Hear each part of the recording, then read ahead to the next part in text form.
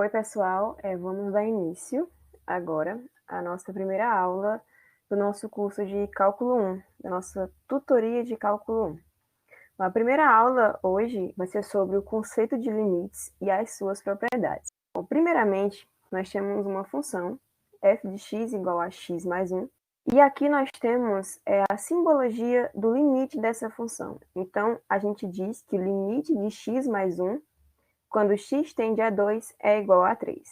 E é exatamente dessa forma que a gente lê limite de x mais 1 quando x tende a 2 sendo igual a 3. Ok? Mas existe a definição formal de limites, então vamos lá.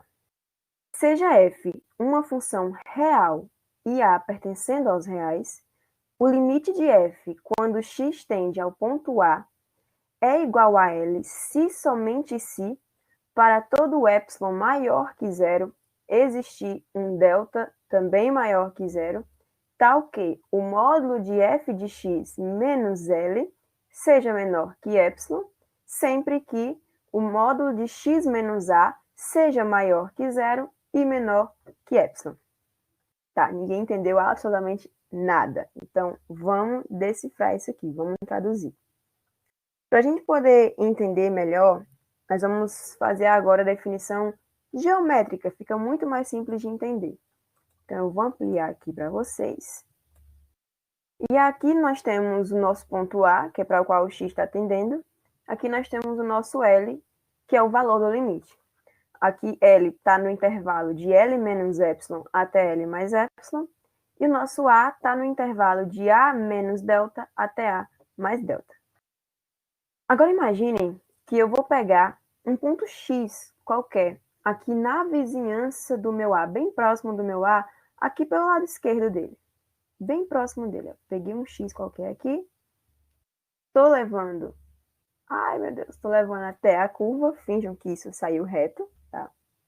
E aí eu vou fechar aqui e eu encontrei uma imagem para esse X também muito próximo ao meu L, na vizinhança do meu L. E agora, se eu pegar um outro x qualquer na vizinhança do meu A, só que agora pelo outro lado do A, vamos pegar um x aqui muito próximo do A, levar até a curva e vamos ligar aqui. Notem que eu também encontrei uma imagem para esse x na vizinhança do meu L. Então, é justamente isso que quer dizer o nosso limite. Eu tenho que, para todo epsilon maior que zero, ser possível encontrar um delta também maior que zero, de modo que todo x que eu pegar aqui na vizinhança do meu A, eu encontre uma imagem para esse x aqui na vizinhança do meu L. Ok? Bom, mas vamos transformar isso em símbolos? Vamos transformar numa sentença? Então, vamos lá. Primeiramente, imaginem o seguinte, esse mouse está doido. Imaginem o seguinte, se eu escolho um ponto X, qualquer aqui, quando eu faço X menos A, é exatamente esse pedacinho aqui que eu estou pintando de amarelo, não é? Se eu faço pelo outro lado, está muito próximo, mas se eu fizer aqui pintar de amarelo, também é esse pedacinho, é o meu X menos A, que está dentro do meu intervalo. Então, é exatamente isso que a gente estava falando aqui, que o módulo do meu x menos a tem que ser menor que o meu delta, porque aí isso significa que o meu x está lá na vizinhança do meu a. Mas, Andressa, você falou, está aí escrito, que não tem que ser apenas menor que delta, também tem que ser maior que zero. Por quê? Concordam comigo que para esse cara que dá zero, o meu x tem que ser exatamente igual ao meu ponto A? Sim. Só que para mim não me interessa calcular exatamente no meu ponto A. Eu me interesso calcular no limite do meu ponto A, ou seja, chegando muito perto do meu ponto A, na vizinhança dele. É tanto que notem que aqui no gráfico, ó, o meu ponto A ele está aberto. Isso quer dizer que a função não está definida nesse ponto. O ponto A não pertence ao meu domínio. Exatamente isso. O meu ponto A não necessariamente precisa pertencer ao domínio da minha função, tá ok? Então, Por isso que o módulo do meu x menos a tem que ser maior que zero e menor que delta, ok? Pronto, agora vamos fazer a mesma coisa aqui no meu eixo y. Se eu fizer o meu f de x, que é esse carinha roxo, menos o L, eu vou ter esse pedacinho aqui. E se eu fizer pelo outro lado, como tem módulo, eu posso fazer, vou ter esse carinha aqui. Tá dentro do intervalo? Tá dentro do intervalo. Então, é daí que surge a nossa afirmação, que o módulo de f de x menos L tem que ser menor que epsilon, porque isso significa que a minha imagem está lá dentro do meu intervalo, na vizinhança do meu L. Ok? Mas para fixar isso melhor, vamos fazer uns exemplos, que aí vai ficar melhor de entender. Aqui tá. Mostre que o limite de x mais 1, quando x tende a 2, é igual a 3. Então, a gente sabe que o limite dessa função, quando x tende a esse ponto, é 3. A gente só vai apenas confirmar isso utilizando a definição de epsilon e delta. Então, primeiro os nossos dados, f de x é igual a x mais 1, o nosso L é igual a 3 e A é igual a 2. E aqui eu tenho o gráfico da minha função. Vou ampliar aqui para vocês. Eu tenho o gráfico da minha função. Aqui é o meu ponto A e aqui é o meu L, ok? Então, vamos fazer a mesma coisa que a gente fez agora há pouco para fazer a definição. Vamos pegar uma reta, e aí eu vou pegar um x na vizinhança do meu 2, muito pertinho dele, aqui pelo ladinho direito dele. Peguei e vou levar, ai meu Deus, vou levar até a curva. Não saiu tão reto. E aí, vou ligar para cá, e eu encontrei a imagem para esse x muito próximo ao meu 3 também. Vamos fazer para o outro lado? Vamos fazer. Vou pegar um x qualquer aqui, levar até a curva,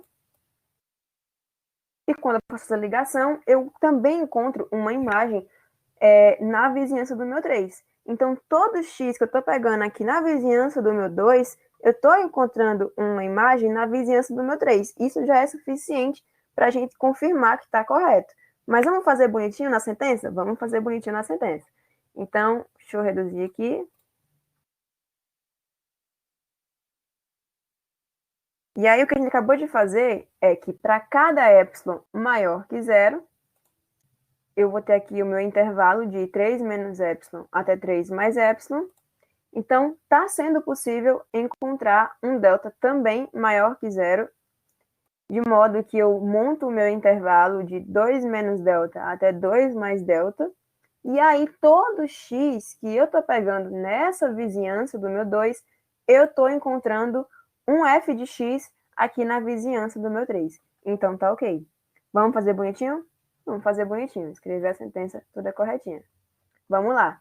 A gente tinha lá que o módulo de f de x menos L tinha que ser menor que o nosso epsilon. Então, quem é o nosso f de x? É x mais 1. E quem é L? É 3. Então, vamos reescrever isso aqui. Vai ficar o módulo de x mais 1 menos 3. Isso dá o módulo de x menos 2. Isso sendo menor que epsilon. Mas a gente não tinha só isso. A gente também dizia que o módulo de x menos a, que no caso aqui é 2, então o módulo de x menos 2 tem que ser menor que delta. Notaram? Então, nesse caso, a gente pode escolher o nosso delta como sendo igual ao nosso epsilon. E aí, a gente agora está confirmando o nosso cálculo, dizendo que o módulo de f de x menos 3 menor que epsilon, sempre que o módulo de x menos 2 for menor que delta. Então, está confirmado. Ok? Vamos falar um segundo exemplo?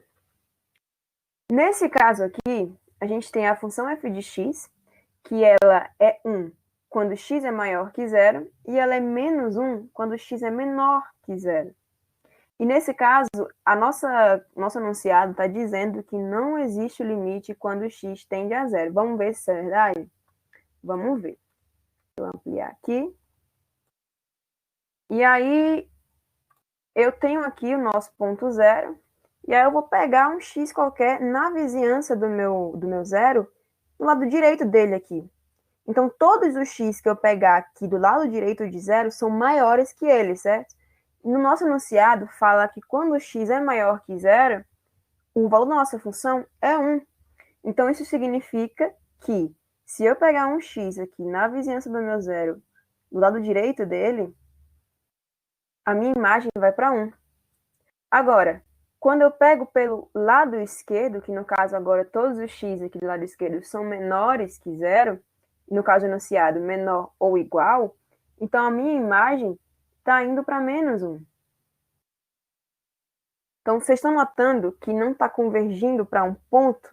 Não está tendo uma vizinhança de um ponto L no qual eu estou encontrando as imagens. Está indo para pontos diferentes. Então, daí a gente já pode dizer que o limite realmente não existe. Mas vamos fazer esse negócio bonitinho. Então, vamos lá. Primeiramente, para a gente entender que não tem limite, a gente tem que supor que tem um limite. Nossa, Andressa, ó, explodiu totalmente aqui, acabou tudo, ninguém entendeu mais nada. Parece muito contraditório. Mas a gente faz o seguinte, para a gente poder dizer que não tem limite, primeiro a gente supõe que a função com x tendendo naquele ponto, que nesse caso é 0, possui um limite. E esse limite, ele é L. E aí a gente coloca o nosso L aqui. A gente não sabe quanto que L vale. Então, a gente coloca o nosso L no gráfico. E aí, a gente vai escolher agora um epsilon menor que o módulo de 1 menos L. E aí a gente formou aqui o nosso intervalo, de modo que está variando de L menos epsilon até L mais epsilon, ok? E aí, eu tenho agora que para todo delta maior que 0, está formando o nosso intervalo aqui, ó, o 0, de menos delta até mais delta. Então, a imagem da função estará fora do intervalo de L menos epsilon até L mais epsilon. Foi exatamente isso que a gente fez agora há pouco com as nossas retas. A gente viu que quando a gente pega uma reta aqui, vai para 1. Quando a gente pega um x pelo lado esquerdo, vai para menos 1. Opa, riscou. Vai para menos 1. E aí não está indo, a imagem está fora aqui da vizinhança do meu L. Isso já é suficiente para dizer que esse cara não existe, tá? Então, vamos escrever isso aqui bem bonitinho. Existe, nesse caso, um epsilon maior que 0, tal que para todo delta maior que 0, formando o meu intervalo aqui, existe um módulo de f de x menos L maior que o meu epsilon. Só que o que a gente afirmou na nossa definição é que esse cara tem que ser menor que o meu epsilon. Então, só o fato de ser possível encontrar um epsilon que nega essa afirmação, apenas um, então já está suficiente para a gente dizer, esse cara não existe, ok? E aí, para algum x aqui dentro da minha vizinhança do meu zero, ok? Bom, então agora vamos iniciar o assunto de propriedades de limite. Antes da gente começar, a gente tem que entender uma coisa. Todas essas propriedades de limite, elas são ferramentas que vieram para facilitar a nossa vida. Tá, Andressa, mas como assim? Tudo tem que ser provado, tudo é provado por epsilon e por delta. Mas vocês já imaginaram se a gente tivesse que, em todo caso, tá lá, que f de x, módulo de f de x menos L menor que epsilon, módulo de x menos A menor que delta, blá, blá, blá, blá, blá, blá. Nossa senhora, a vida seria terrível. Então, pessoas, seres humanos que a gente deve muito agradecer, lá no ano, não sei das quantas, provaram por epsilon e delta que essas propriedades que eu vou mostrar a vocês agora servem em toda situação que elas estão aqui descritas. Então, você pode usar, pode confiar, não precisa provar por epsilon e delta, porque, ó, é confiável. Pode usar à vontade, ok? Então, vamos lá. Primeiramente, seja f e g funções reais e c pertencente aos reais, tal que o limite de f de x quando x tende a A é igual a L, e o limite de g de x quando x tende a A é igual a m, com A também pertencente aos reais, nós temos. Então, notem que os limites das minhas duas funções estão tendendo para o mesmo ponto. Então, essas propriedades só servem quando os limites estão tendendo para um mesmo ponto, ok? Primeiramente, nós temos a propriedade da soma e da subtração. Ela é muito básica. ela diz que o limite da soma de duas funções é a mesma coisa, soma ou subtração, né, no caso, é a mesma coisa que a soma ou subtração dos limites separados. Então, se eu tenho aqui o limite e tenho duas funções somando, então eu posso separar essas funções, posso calcular o limite de cada uma naquele ponto e no final somar ou subtrair. Ok? O mouse está maluco. A segunda é a multiplicação por um escalar, por uma constante. Então, se eu tenho o limite de uma constante multiplicando uma função, eu pego essa constante, eu tiro ela do meu limite, e aí eu calculo o meu limite, e no final eu multiplico pela minha constante. Ok? A constante, coitada, ela não foi dentro do meu limite, ok? A terceira propriedade, ela é a da multiplicação. Se eu tenho o limite da multiplicação de duas funções, é a mesma coisa que eu separar e multiplicar os limites. Então, eu calculo o limite de cada uma das funções naquele ponto separadamente e no final eu multiplico os valores dos meus limites. Ok? A quarta propriedade é a propriedade da divisão. Para isso, a gente tem que definir primeiramente uma coisa, que o limite daquela função que está embaixo, no caso aqui a nossa g de x, tem que ser diferente que zero, tá? Para poder realizar essa divisão. E aí a gente tem que, se o limite de g de x, quando x tende a a, que é igual a m, for diferente que zero, então a gente tem que o limite da divisão de f de x por g de x, quando x tende a, novamente, é a mesma coisa que eu calcular o limite da minha função em cima, calcular o limite da minha função embaixo e dividir no final os resultados dos meus limites, ok?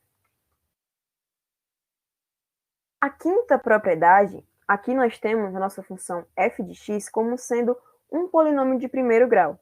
A gente tem mx mais n.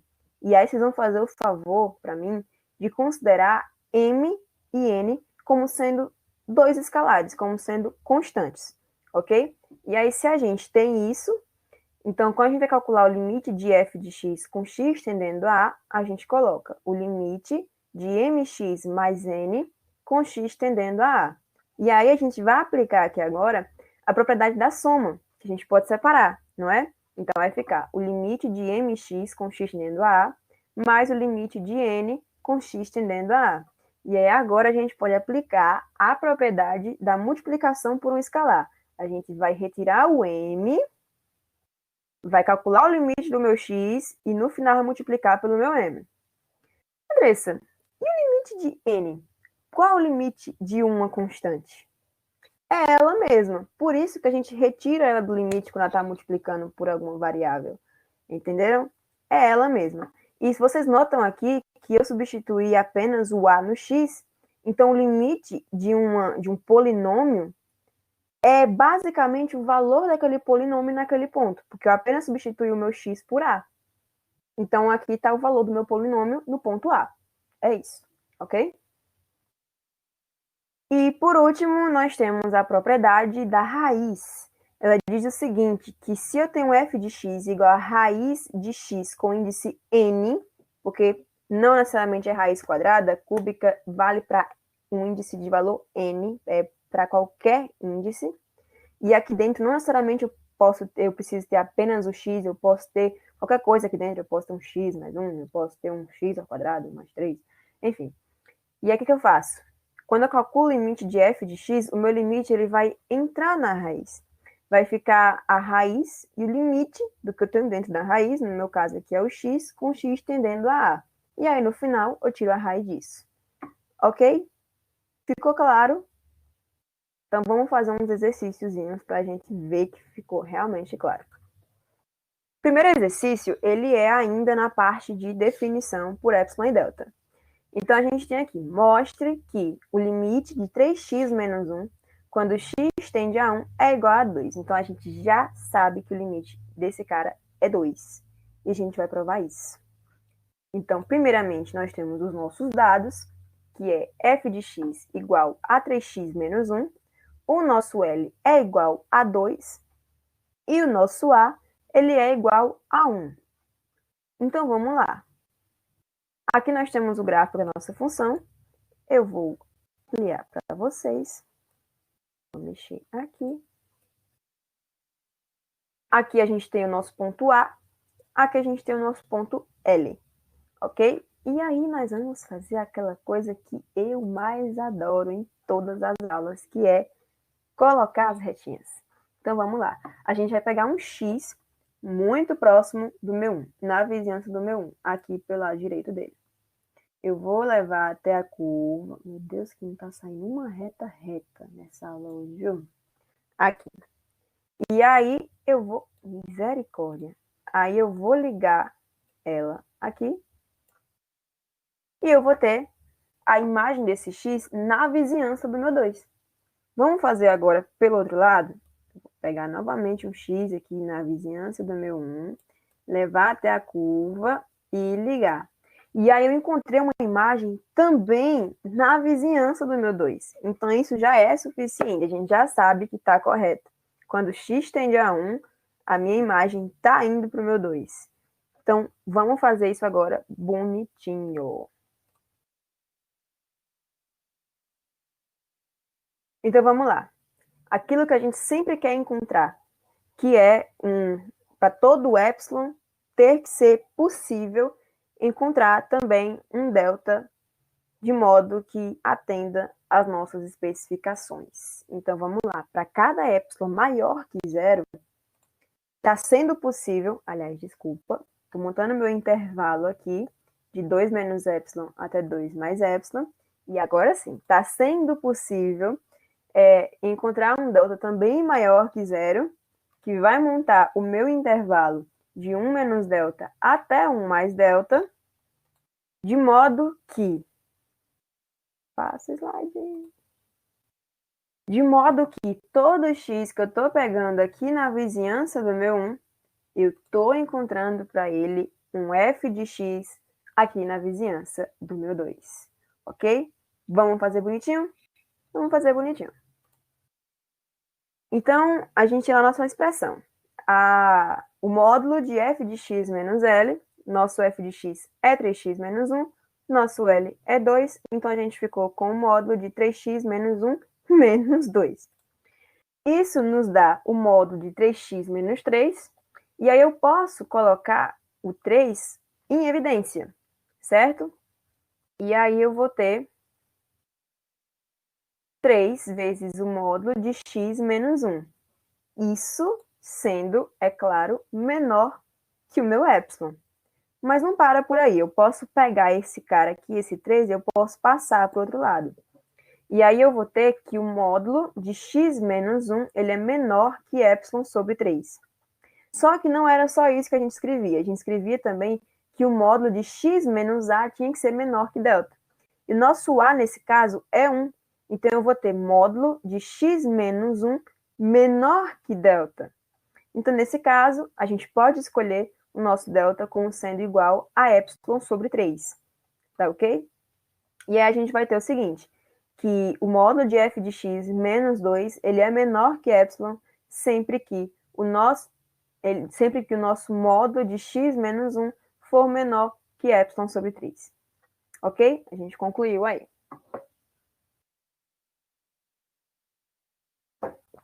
Bom, agora a gente vai fazer um exercíciozinho aplicando as nossas propriedades que a gente viu agora há pouco.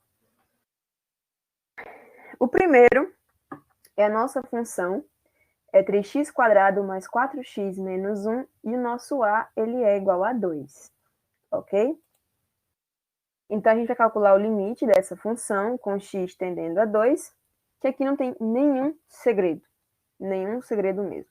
É só substituir o valor de 2 em x, e aí nós vamos encontrar o valor... Nossa Senhora! E aí nós vamos encontrar o valor deste limite como sendo igual a 19, ok? Nenhum segredo até aí. Agora a gente tem a nossa g de x, que é igual a menos 4x vezes a raiz de x mais 1 com a igual a 3. Então, aqui a gente tem agora duas propriedades. 3, aliás. Nós temos a propriedade da multiplicação de funções, 4 propriedades, aliás. Nós temos a multiplicação de funções, nós temos a multiplicação por um escalar, nós temos a propriedade da raiz e nós temos a propriedade da soma. Mas também não tem nenhum segredo. Quando a gente for calcular o limite disso, basta substituir o 3, onde a gente tem x, e aí a gente vai encontrar que o limite desse cara é menos 24. Se vocês quiserem experimentar, fazer separando bonitinho, igual nas propriedades, tirando o limite para cá, tirando não sei o que lá, a constante para ali, bota o limite na raiz, podem ficar à vontade. Experimentem, é até bom para a gente ver que as propriedades estão realmente sendo fiéis, porque vai dar menos 24, com certeza.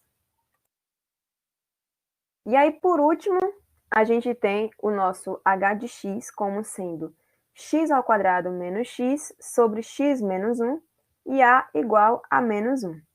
Novamente, não tem nenhum segredo. É a propriedade da divisão, tá? Mas basta a gente colocar menos 1 onde tem x e vai dar menos 1 o nosso resultado.